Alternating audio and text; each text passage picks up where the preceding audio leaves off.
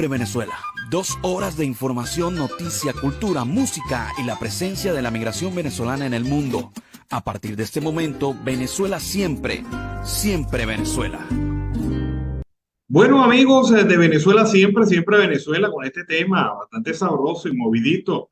Iniciamos nuestra edición en la tarde de hoy, como siempre, llevándoles a ustedes información, comentarios, noticias, música, entrevistas, todo lo que tiene que ver con Venezuela y su migración a lo largo y ancho del mundo. Esto lo hemos hecho con mucho cariño y mucho respeto para todos ustedes a través de esta señal. 5 emisoras que se enlazan en varias partes de la frontera binacional colombo-venezolana y en Aruba, amplificando nuestra señal en el Caribe latinoamericano también. Esto es la señal abierta, pero también estamos en la señal digital a través de nuestras redes sociales, en Instagram, en Facebook, en Twitter, Siempre Venezuela Radio. También nuestra opción comunicacional en YouTube, Siempre Venezuela, y el canal de comunicación que tenemos abierto a través de nuestra página web, siemprevenezuelaweb.com. Este trabajo es en equipo, en donde está Vanessa Chacón en la producción, Camilo García en redes sociales y apoyo técnico, nuestro equipo de operadores en las emisoras que nos amplifican. También tenemos nuestra señal gracias al apoyo de nuestros corresponsales en Colombia, Venezuela y otras partes del mundo, todos bajo la coordinación de su servidor, Alan Peralta. Bueno, hoy, como se había dicho, ha sido un día de protestas. Los trabajadores han vuelto a salir a la calle en varias ciudades del país, en Caracas, Maracay, Valencia, Barinas, San Cristóbal, en Maracaibo, estado Zulia, en la costa oriental del lago, en Anzoátegui, en el estado Bolívar. La gente ha salido a protestar en diferentes marchas, manifestaciones. Vamos a ver algunas imágenes de lo que ha sido el día de hoy de protesta nacional convocada por los gremios independientes y también por la sociedad civil. Veamos.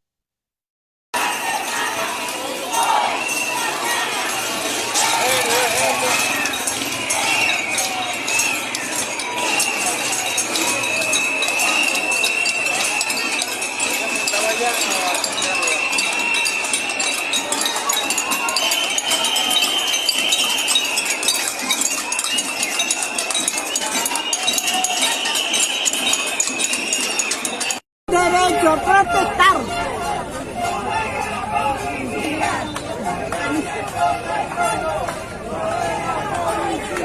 Estoy cansada. Aquí tienen pues un ejemplo claro de lo que queremos nosotros, sin miedo.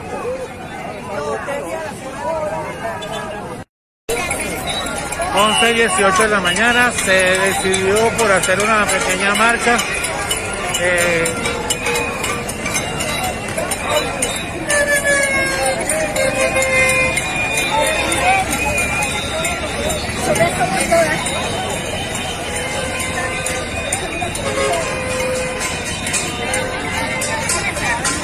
Queremos que todo fluya bien.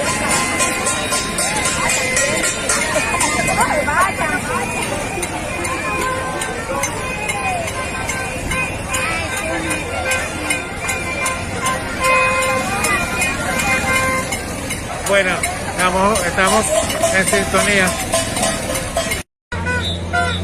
En Plaza Venezuela ya.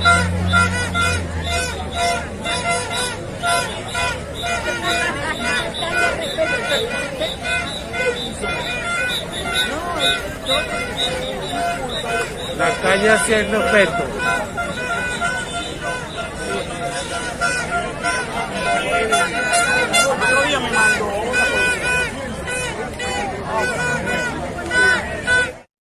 Bueno, y como ustedes pudieron observar y escuchar, sigue la protesta nacional, la protesta de los trabajadores, gremios, organizaciones de la sociedad civil y también jubilados y pensionados.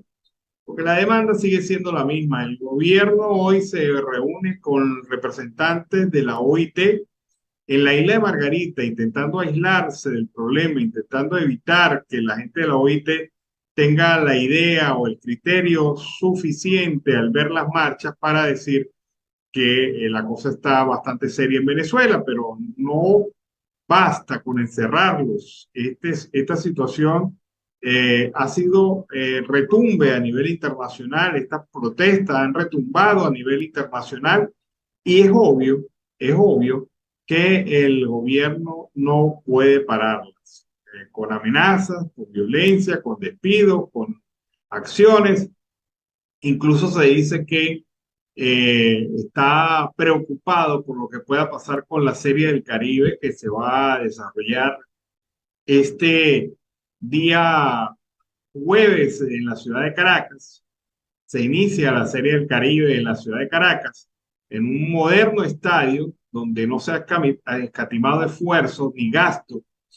Y uno dice, como lo han señalado algunos representantes internacionales, si hubo plata para un estadio de primera línea, casi similar a cualquier estadio de la sede de la Major League, pues uno pregunta por qué no hay recursos para el resto de venezolanos y por qué la excusa del bloqueo no fue tan bien aplicada para la construcción del estadio Látigo Chávez en la ciudad de Caracas.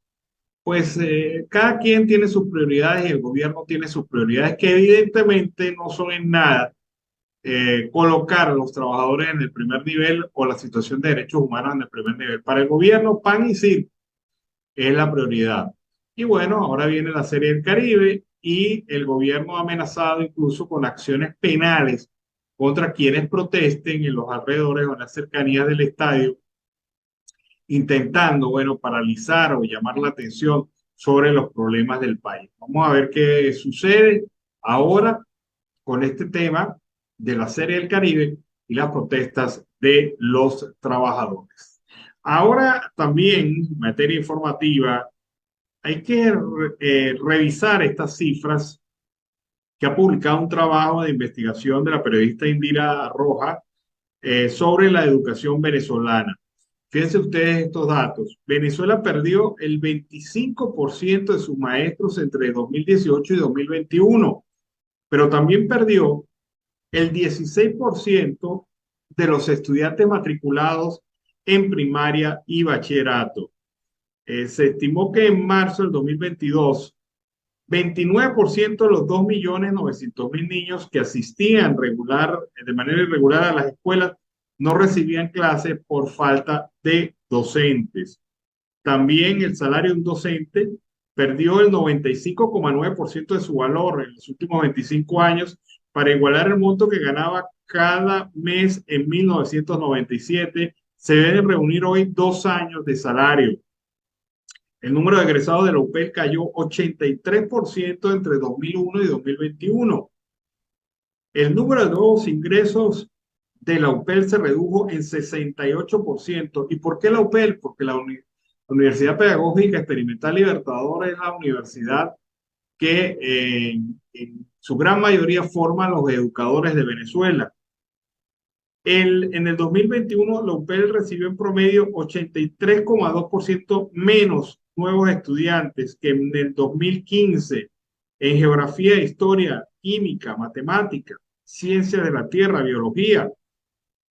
En el 2021 se graduaron en promedio 90,2% menos profesores que en el 2015 en física, ciencias de la tierra, geografía e historia, educación integral y educación inicial.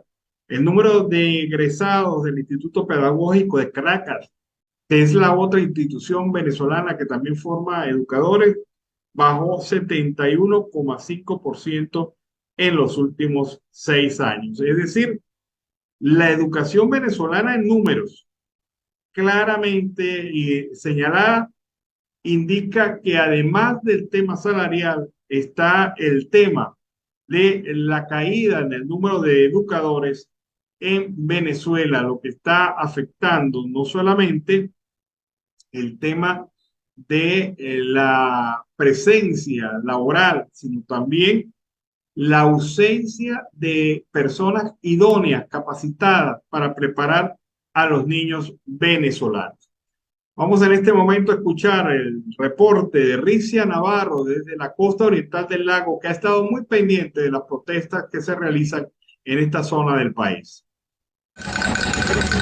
Gracias por el paso en los estudios desde la costa oriental del lago, Estado Zulia, Venezuela, quien les reporta Rixia Navarro. Y en esta oportunidad estamos a la espera de conocer cómo se llevará a cabo la marcha de los educadores en el municipio Lagunillas. Al parecer el hermetismo, la amenaza en contra de los docentes ha paralizado un poco este procedimiento, por lo que estamos a la espera de conocer en los próximos minutos cuál será la decisión de los representantes del sindicato, quienes de una u otra forma continuarán en pie de lucha ante esta situación de exigir un salario justo para todos los docentes. También se encuentra la parte del área sindical petrolera y es importante destacar que está otra de las representaciones como CanTV. Sin embargo, vamos a esperar y conocer si llevarán a cabo esta concentración o van a formalizar una caminata que al parecer estarán llevando por las vías de Ciudad Ojeda. Este es el reporte que podemos entregar hasta esta hora de la mañana. Para Siempre Venezuela les reporta desde la costa oriental del lago Rixia Navarro. Bueno, fue el reporte de Rixia Navarro. Después se realizó una marcha y la marcha concluyó precisamente con una concentración, una de las concentraciones más grandes ocurridas en la costa oriental del lago durante los últimos tiempos. Veamos una entrevista y se trata de la declaración de Griselda Sánchez, dirigente educativo del sector nacional, que participó en las protestas de los trabajadores en el día de hoy en la ciudad de Caracas. Veamos. Del país, estamos exigiendo las justas reivindicaciones del gremio.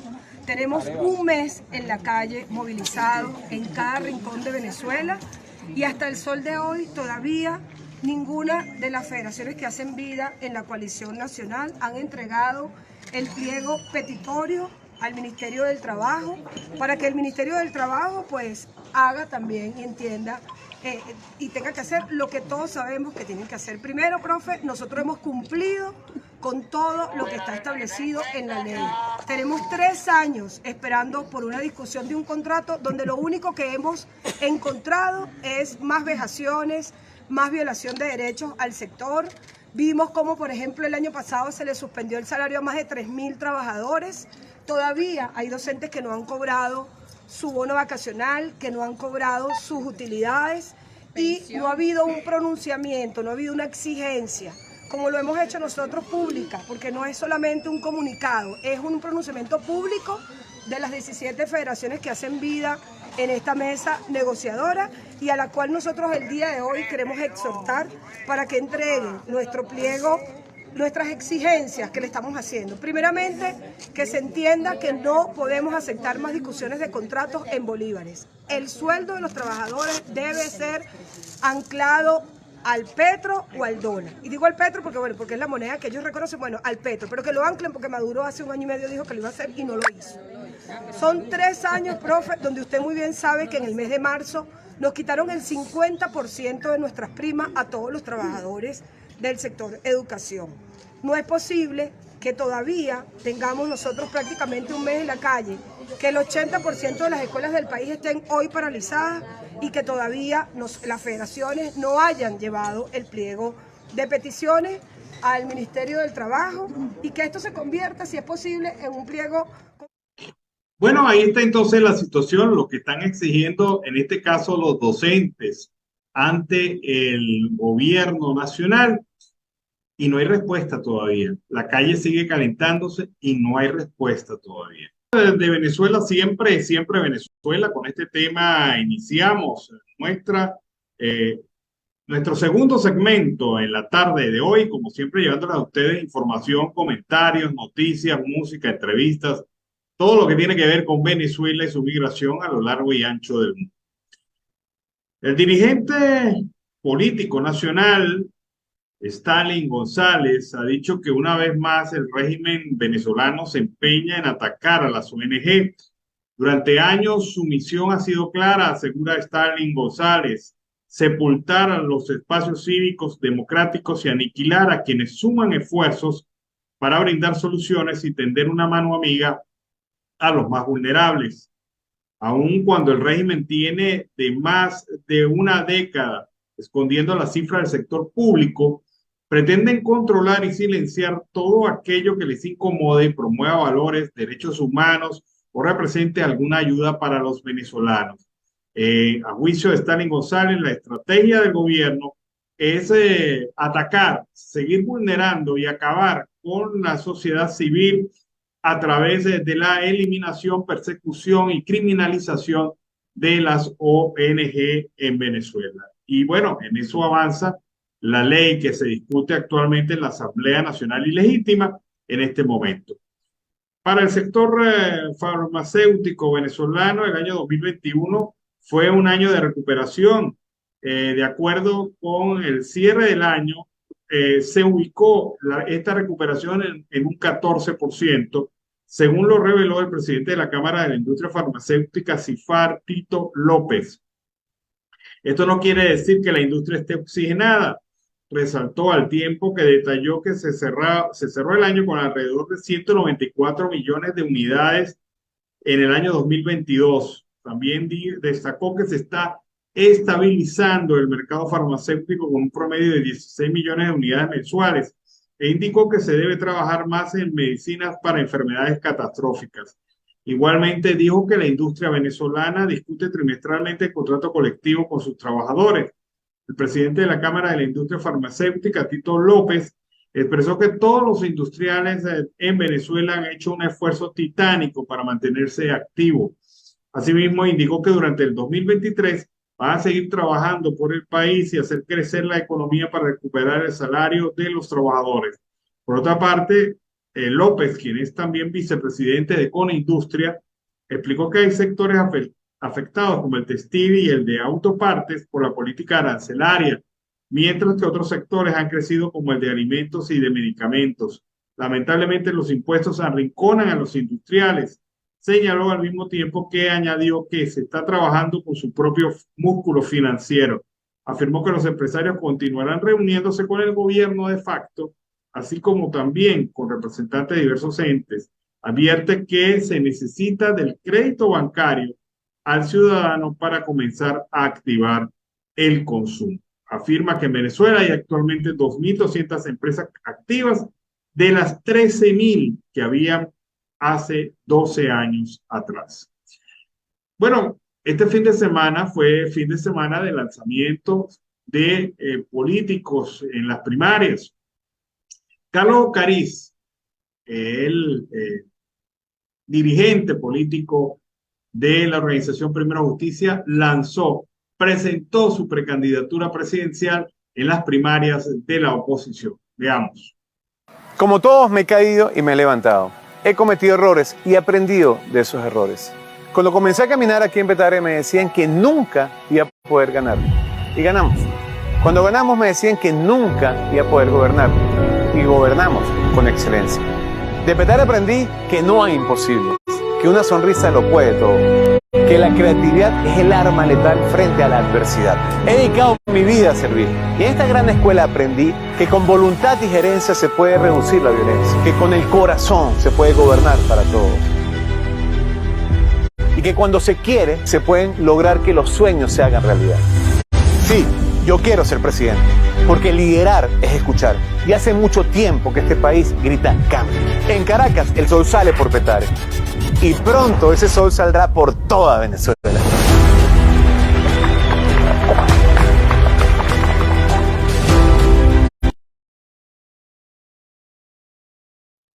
Bueno, y de esta manera Carlos Ocariz lanzó su candidatura, va a participar en las primarias y sobre todo piensa armar un trabuco político en toda Venezuela. Ya ha venido realizando visitas, giras, pero ahora sigue en firme como precandidato a las primarias en Venezuela. Estoy leyendo el trabajo presentado este fin de semana por la revista Semana con declaraciones de Piedad Córdoba. la conocida dirigente política colombiana muy vinculada al chavismo en Venezuela, que se fue sin empacho contra Roy Barrera, el presidente del Senado de Colombia, pero también contra Armando Benedetti, el embajador de Colombia en nuestro país.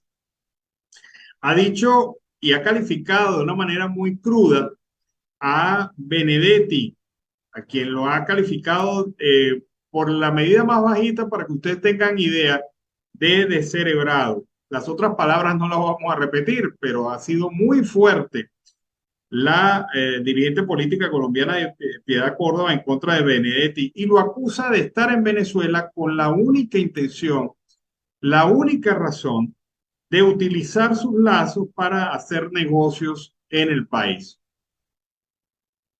Y parece que de alguna manera tiene razón, porque se ha dedicado Benedetti a atacar a los partidos de oposición en Venezuela, a los dirigentes políticos de oposición en Venezuela, y a tener reuniones muy cercanas al círculo de poder. Pero bueno, lo dice Piedad Córdoba, no lo decimos nosotros. Así que ahí está el señor Benedetti, vamos a ver cómo responde, porque de verdad les recomiendo este trabajo en la revista Semana, las candentes declaraciones de Piedad Córdoba contra el actual embajador de Colombia en Venezuela. Lo califica de un hombre que ha estado en todos los partidos de derecha y que esto hace que se sospeche de sus verdaderas intenciones políticas. Generaron, según ella, generaron negocios diversos y están generando negocios diversos a su propio beneficio. Hay una cosa interesante en esta entrevista de Piedad Córdoba que reconoce haber sido muy amiga del padre de Alex Saab, pero no de su hijo. Reconoce que lo conoce, pero no que tenía una relación muy cercana con él, sino con el padre de Alex Saab. Pues cosas veredes, cada vez se ahonda más en este tema y cada vez son más evidentes las relaciones. Sobre Armando Benedetti, que vaya y haga negocios en Venezuela, que lo logre hacer. Yo no tengo ningún negocio, en mis 15 años de relación nunca he tenido un negocio, dice Piedad Córdoba, sobre negocios en Venezuela. ¿Por qué? Porque me respeto, porque soy política, no soy negociante, no utilizo esos lazos para hacer negocios. Que explique él, yo no. Contundente. Vámonos a la pausa comercial musical del momento y de regreso seguimos aquí con más de Venezuela siempre, siempre Venezuela. Bueno, amigos de Venezuela siempre, siempre Venezuela, iniciamos este segmento, el tercer segmento del programa, la segunda hora de Siempre Venezuela en la tarde de hoy. Lo hacemos como siempre, dándole la bienvenida a Carlos Uzcategui El Miura. Carlos, ¿cómo estás y cómo has visto las marchas que se han desarrollado en Venezuela durante el día de hoy?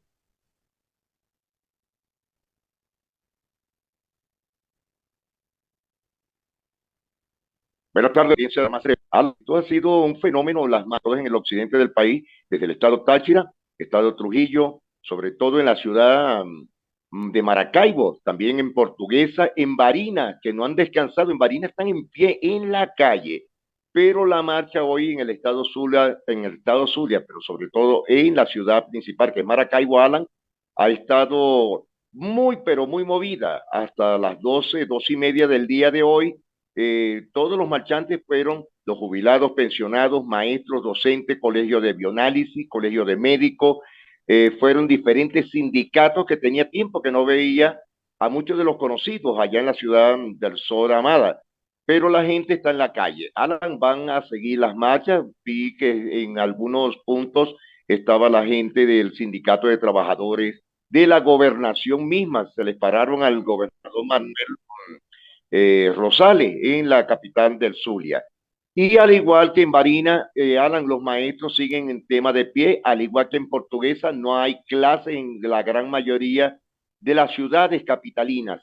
Es decir, que esta marcha no ha sido en vano, se ha vuelto a mover el país. Bueno, y hay una cosa que es impresionante, la capacidad de aguante que tienen los manifestantes, porque incluso vi personas de la tercera edad, de muy avanzada Totalmente. edad, protestando. Y obviamente, cuando en un país sale a protestar, hasta la abuela de 80 y tantos años, de 90 años, Sí, vimos un señor. caso de una docente que de 90 años que salió a las calles a protestar, uno dice, de verdad que esto está calando, pero muy hondo. Y el régimen se encuentra sin respuesta, porque hasta hoy no han tenido respuesta más allá del insulto. Vi a una funcionaria del Ministerio de Educación Sí, en una tarima ofendiendo e insultando a los docentes. Vi también a una ministra de Educación, Santaella, totalmente desencajada. Y vimos también a otros funcionarios del alto gobierno, pues, incluso amenazando Remigio Ceballos con lanzar acciones penales contra aquellos que osen protestar durante la Serie del Caribe, porque para quienes no lo saben, Venezuela es la sede de la Serie del Caribe y la Serie del Caribe inicia el 2 de febrero, esta misma semana. Y Ceballos pues ha lanzado amenazas para evitar que haya las protestas, las manifestaciones públicas durante ese momento. Es decir, se ha configurado toda una situación en donde la gente ha mostrado realmente su capacidad de aguante, ha mostrado su disposición a enfrentar al régimen en la calle, en un terreno donde cada vez se le hace a ellos más incómodo porque no tienen la gente.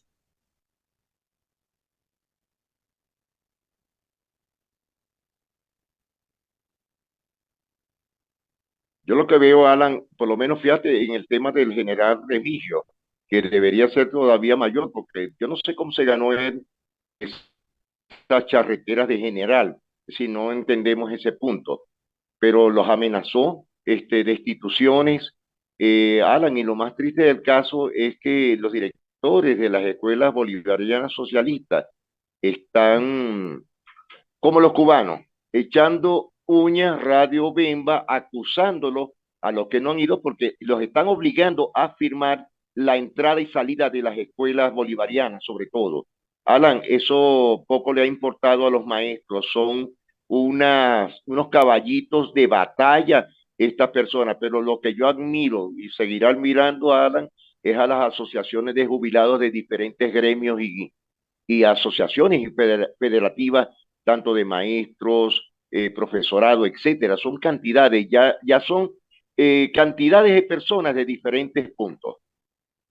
Bueno, hace algún momento comentábamos aquí en el programa las cifras que ha mostrado un trabajo de investigación de la periodista Indira Rojas sobre la situación del sector educativo nacional.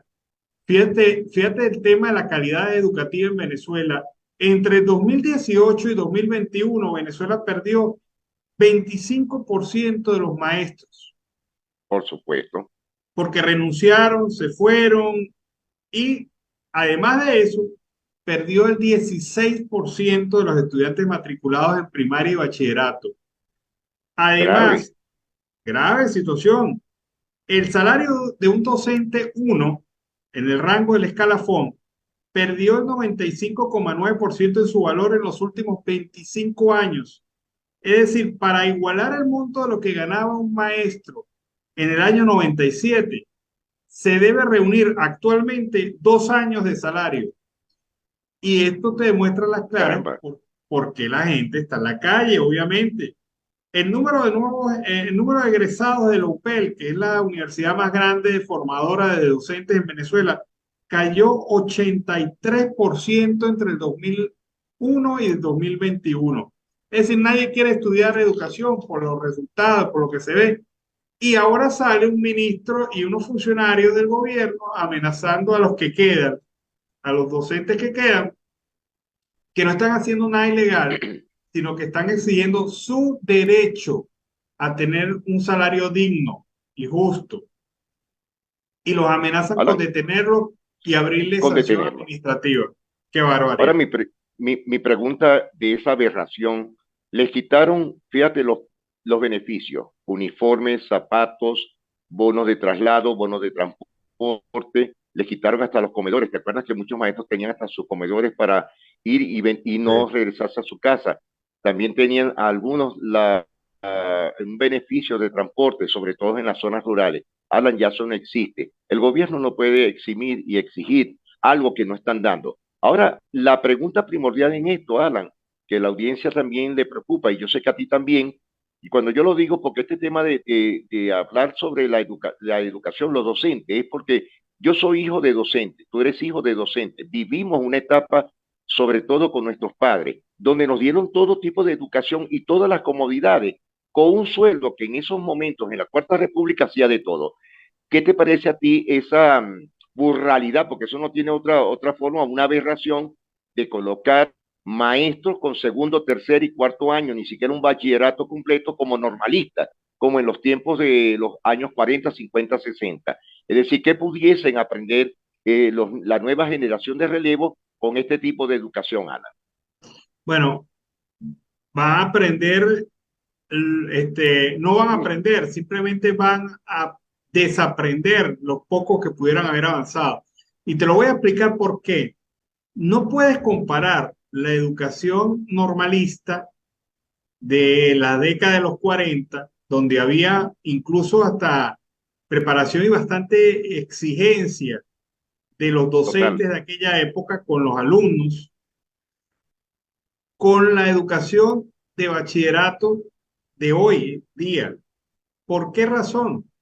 Porque desde la escuela vienen presentándose fallas por el sistema educativo nacional que ves tú que ha privilegiado la cantidad que la calidad. Desde que hicieron esa reforma en donde obliga prácticamente a pasar por pasar a los jóvenes sin tener en cuenta la calidad del estudio, los jóvenes venezolanos han venido avanzando en el sistema educativo y llegan a las universidades con graves carencias de escritura, de lectura y sobre todo de comprensión, que eran elementos básicos que se enseñaban desde la escuela antigua. Ahora, ¿qué calidad de educación se puede aspirar, Carlos, de unos muchachos que podrán tener todas las intenciones del caso, pero no tienen la capacidad mínima para enseñar a leer y escribir, no tienen la pedagogía, no tienen la formación educativa e incluso leen mal y escriben mal? Y esto no lo digo yo, esto lo dicen estudios de la Universidad Católica Andrés Bello, que indican que un 60% de los estudiantes que llegan a las universidades venezolanas en este momento llegan con graves carencias educativas, básicas. Un estudiante que no sabe leer bien, un estudiante que escribe mal, es un analfabeta funcional. O sea, vamos a hablarlo a lo claro. Es un analfabeta funcional.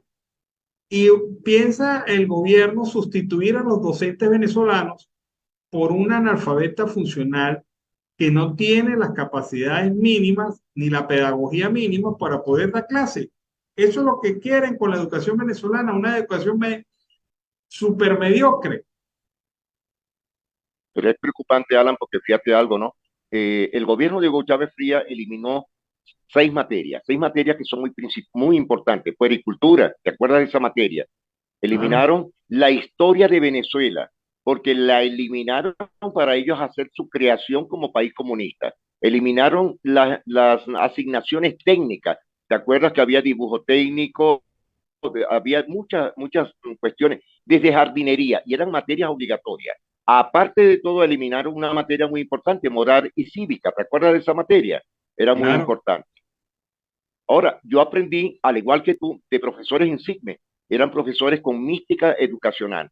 Mira, un ejemplo, mi papá fue de la penúltima promoción de bachilleres en matemática y física en Maracaibo, en el año 59. Después de ahí no salieron, pero salían bachilleres en física, bachilleres en matemática, bachilleres en biología. Hoy día, por supuesto, los años 60, 70, eso fue desapareciendo. Pero como lo indicaste tú, y me gustó mucho ese tema que tocaste, cuando los normalistas, tengo 3 tías que son normalistas, hoy día son unas ancianas, y tienen una caligrafía, Alan, porque hasta la caligrafía era una materia. Fíjate que hoy día no, absolutamente no tienen materias que sean elementales. Yo recuerdo que hasta francés había como materia cuando estudiabas humanidades. Ahora, ¿qué pasará? Tal lo indicaste. Es decir, no hay una educación verdadera. Y aparte de todo, Alan, para culminar este punto, no hay la mística de educación, no hay la mística de trabajo. Y no puede haberla porque no hay una sinceración en el salario del docente. Claro, pero es que mira, vamos a la pirámide de Kelsen. La pirámide de Kelsen es la pirámide aspiracional. Por supuesto, En psicología se conoce así. En la base de la pirámide están las necesidades más esenciales del ser humano. por supuesto. Bueno, de el nivel superior de la pirámide donde estaban los docentes venezolanos, los han bajado hasta la parte de base de la pirámide. Es decir, a lo esencial de un docente que aspiraba a comprarse un buen libro para formarse, capacitarse, o tener una buena internet para conectarse con el mundo, o relacionarse y educarse y aprender más sobre lo que enseña, que es la punta de la pirámide. Bajamos a docentes que lo único que aspiran es tener para comer, tener para pagar los servicios, tener para comprarse un par de zapatos, después de que lo hayan hecho para su familia. Un docente bajo esas circunstancias, y es perfectamente entendible, puede tener la mística, puede tener el deseo de enseñar, puede tener la capacidad de enseñar, pero un docente bajo esas características tiene como primera línea de pensamiento sus necesidades, y es entendible, es entendible. ¿Cómo le vas a pedir a alguien que enseñe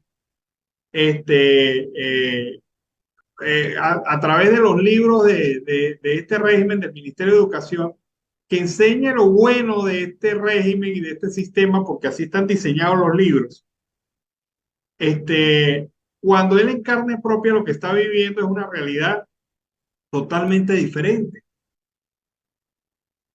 Que los habrá, Eso, Carlos, que los habrá algunos por supuesto. que enseñarán y van en contra de su clase social, en contra de su propio criterio. Cuando tú pones a la gente a pensar no aquí, sino a pensar aquí en el estómago, estás condenándolo simple y llanamente a la base más básica y primitiva de supervivencia de un ser humano. Y por eso es que los docentes están en la calle, Carlos. Por eso es que los docentes no van a volver a las escuelas.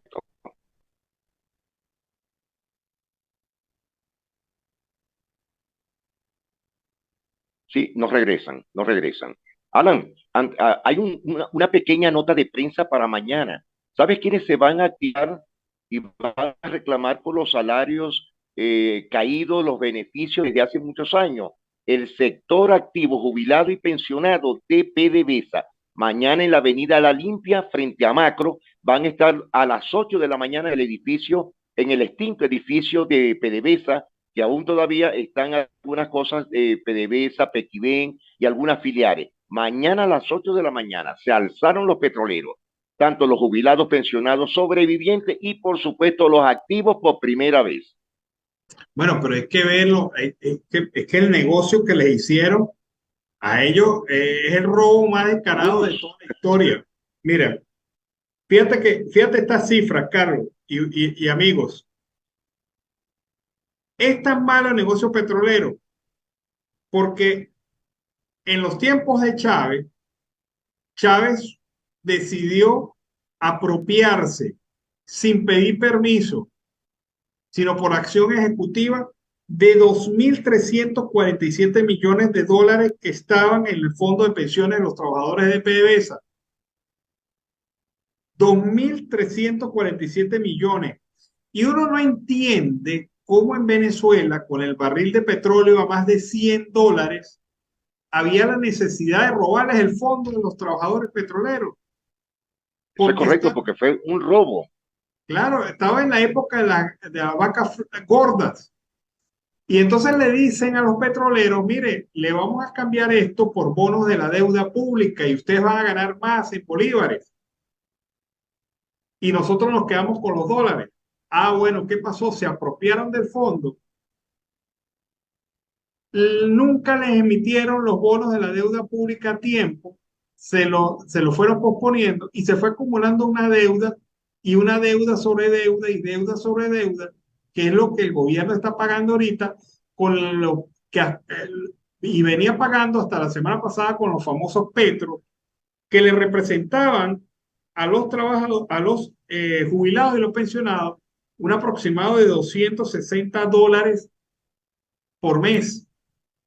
Por mes. Ah, pero el genial gobierno y a las geniales autoridades del sector petrolero, de PDVSA, se les ocurre cambiar incluso esto de los bonos, esto de los petros, por un pago único de $150 en bolívares. Relativamente son $100 que les están quitando de un solo manotón. Claro. Y entonces, dígame, ¿dónde está el negocio para los jubilados y los pensionados? ¿Dónde está el respeto que dicen tenerle a los jubilados y los pensionados? Es que esto no es una dádiva del gobierno, porque mucha gente dice, no, pero a ellos le están dando $150 y se quejan. No, no, no. Esto no es dádiva del gobierno. Estos son 150, estos son pagos que les deben de los beneficios de su fondo de pensiones y jubilaciones que se los robaron. Y están bien lejos. Carlos, y los muy desvergonzados no solamente se los robaron, sino que pagan cómo y cuándo les da la gana. Eso es la realidad, porque ese es el otro punto. Y aparte de eso, desde el mes de octubre hasta, vamos a decirlo, hasta ayer, Alan, los estuvieron estafando porque les pagaban los petros a menos del 50%.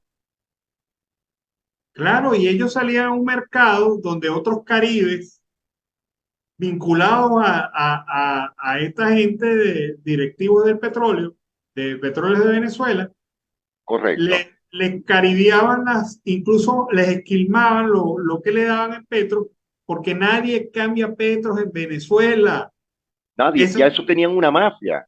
Es una ficción del régimen, es una ficción que crearon, una moneda electrónica, una divisa electrónica que está sustentada en las reservas de petróleo, una reserva que no pueden sacar y que el único que compra y cambia eso es el propio gobierno y algún que otro intermediario, que es el que al final se beneficia. Sí, porque fueron intermediarios, Alan.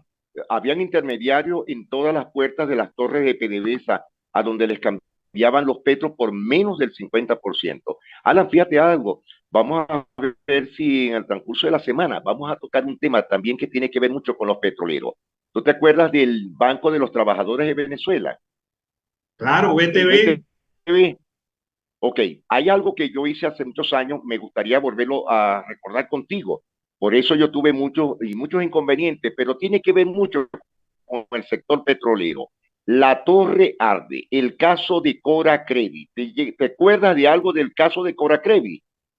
Sí, algo. Donde están las torres de Televisa, donde está la torre de la FUTEC, el propio edificio de la CPB. Fuera de eso, mucha gente no sabe y mucha gente falleció esperanzado de que le pagaran de Cora Crevi los bonos quirografarios. ¿Te acuerdas de eso, de los bonos quirografarios? Bueno, sí, ese temita, Alan, lo vamos a volver a sacar al aire. ¿Sabes por qué?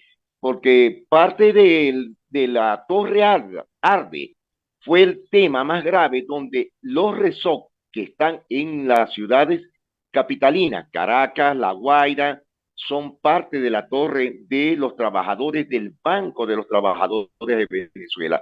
Alan, y eso está entre los puntos principales sobre el tema de PDVSA, que tiene que ver mucho con eso. También los robaron, al igual que embotelladora Higgs, que también después vamos a tocar ese tema, la embotelladora Higgs, donde habían más de 14.500 personas hasta el año pasado y están esperando todavía que les cancelen esos emolumentos económicos.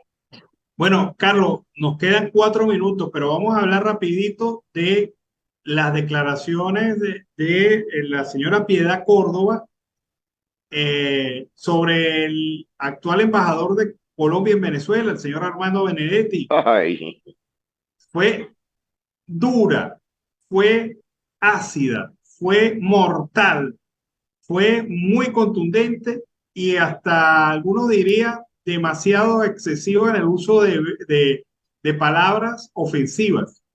Pero ha calificado la palabra más bonita, para que usted tenga una idea, la palabra más bonita que le dijo Piedad Córdoba fue descerebrado a Armando Benedetti.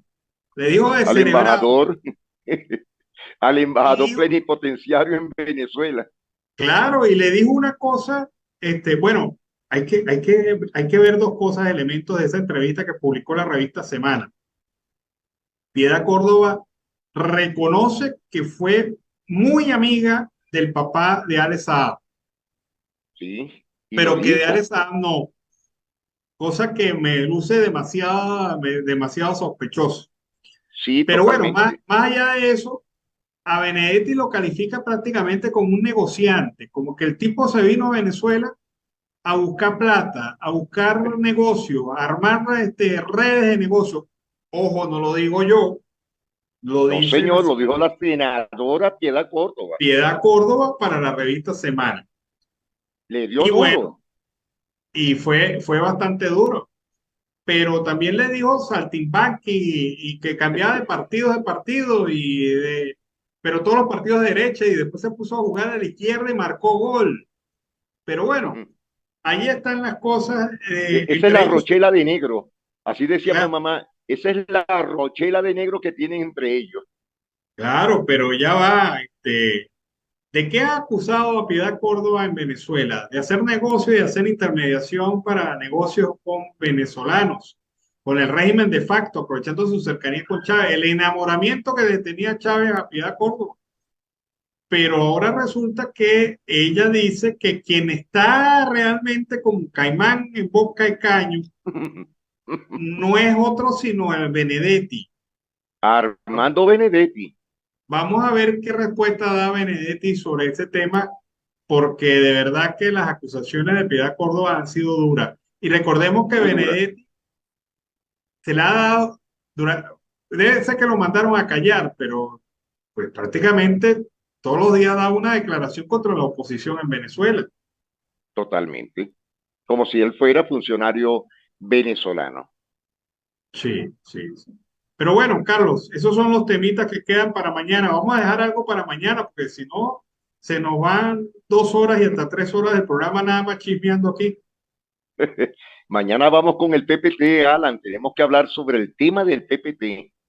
Sí, la situación del PPT que de verdad se ha pervertido la idea inicial de facilitar. Correcto. Se ha convertido en un factor de enredo para la migración venezolana, y se ofrecieron muchas cosas que no se han cumplido hasta el momento. Exacto, eso es una realidad. Bueno, Alan, entonces estaremos hablando mañana en la mañana, y gracias, como siempre, a la audiencia del programa Siempre Venezuela Radio. Una feliz tarde para todos. Bueno, vámonos a la pausa comercial y musical del momento, y de regreso seguimos aquí con más de Venezuela Siempre, Siempre Venezuela. Bueno, amigos de Venezuela Siempre, Siempre Venezuela, seguimos con este programa de la tarde de hoy. Estoy viendo algunos otros videos sobre las protestas de los trabajadores en Venezuela, y prácticamente se activó todo el país. Como decía bien Carlos, en el estado Zulia, la protesta fue bastante fuerte y sobre todo contundente. Aprovechamos la oportunidad para revisar las declaraciones del dirigente político Américo de Gracia, para quien el chavismo sigue robando con empresas de maletín en las empresas básicas de Guayana. Veamos entonces las declaraciones de Américo de Gracia sobre este tema. Las empresas de maletín que funcionan y operan dentro de Sidor, como dentro de cualquiera de las empresas de las industrias básicas de Guayana, no es otra cosa que la continuidad del saqueo. Primero, las características son que están representadas por enchufados que no arriesgan capital, que no tienen inversiones dentro de las empresas, que no tienen ni un solo empleado, no arriesgan absolutamente nada y ganan todo cuanto les consagra. Protegen su capital en vista de que no pueden invertir en el exterior porque tienen miedo a las sanciones y que los pueden conectar con ellas, y están en la lista negra, y por supuesto no representa ningún beneficio ni para la empresa, ni para la región, ni para los trabajadores venezolanos, porque no representan ninguna capitalización dentro de la empresa o fuera de ella en la región. En consecuencia, se convierte en un negocio redondo para el enchufado, para el capital de Maletín, pero no representa ningún beneficio para la industria siderúrgica, afectando, por supuesto, al trabajador, porque el trabajador tampoco tiene ningún tipo de ganancia. Bueno, esa es la posición de Américo de Gracia sobre las empresas de Maletín, que ahora pululan mucha fuerza en las empresas básicas de Guayana y también en otras empresas nacionales como PDVSA. Una familia de 4 miembros necesitó $21 en promedio para cubrir la canasta de supervivencia. Es decir, esta es la que está por debajo de la canasta básica alimentaria. La canasta de supervivencia se compone de productos que son esenciales para poder sobrevivir en una semana. 449 bolívares o $21,24 para cubrir la canasta de supervivencia en la tercera semana del año 2023, según lo informó el Observatorio Venezolano de Finanzas. La variación de precios en bolívares fue de 3,75% y en dólares fue de 2,52%. ¿Qué productos incluye esta canasta de supervivencia para una familia tipo de 4 personas? 2 kilos de harina de maíz blanco, 2 kilos de caraota, medio litro de aceite vegetal, 2 kilos de pasta enriquecida, 625 gramos de azúcar, 3 sardinas en lata, 1,5 kilos de arroz blanco, 3 cuartos de bebida láctea enriquecida y 125 gramos o un cuartico de sal. Eso, la suma de todos esos elementos da 449,88 bolívares o $21,24 según el Observatorio Venezolano de Finanzas. Es la canasta de la supervivencia, no es ni siquiera la canasta de productos de la cesta alimentaria, es lo esencial. Por debajo de eso no hay otra cosa. Así están las cosas en Venezuela, por eso es que la gente está en la calle y no, como dicen ustedes, los del régimen, que están en confabulación, que están planificando acciones de desestabilización, ¿no? La gente lo que quiere es lo básico, aunque sea comer. Vamos a escuchar, les comentaba que algunos dirigentes políticos se habían lanzado este fin de semana. Bueno, una que se lanzó fue Delsa Solórzano, un acto bien completo y que habla de la seriedad de su candidatura. Escuchemos a Delsa Solórzano. Hoy yo quiero encontrar a Venezuela, porque los buenos somos todos los venezolanos que nos levantamos todos los días a echarle pichón para construir a nuestra nación. Esos somos los buenos. Venezuela merece encontrarse. Cada venezolano de bien está obligado a poner su plan de gobierno. Nosotros tenemos el nuestro en Encuentro Ciudadano, que está construido sobre la base de las cosas en las que nosotros creemos.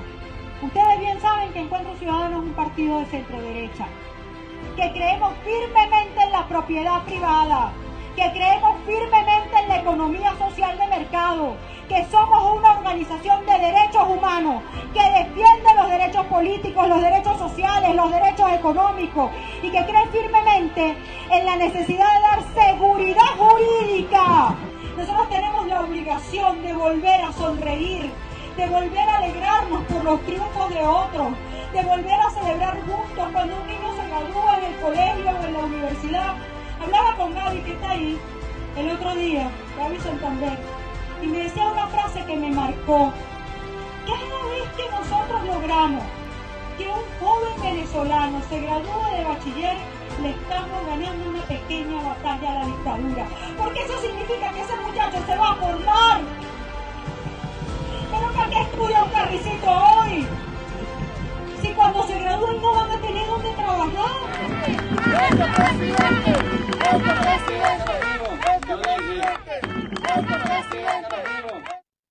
Bueno, fue el mensaje de Delsa Solórzano en su lanzamiento. Entonces ya tenemos varios precandidatos que van a participar en las primarias. Hay gente que dice, pero es que demasiados precandidatos, que el tema de la unidad, pero ya va, es que eso es lo bonito de la democracia, que todos tienen opción, que pueden participar, que lo hagan en buena lid, eso sí, pero quien quiera participar en las primarias, que participe, porque en la medida que participe más gente, en esa misma medida se van a sumar más venezolanos y van a tener la opción para escoger realmente el mejor.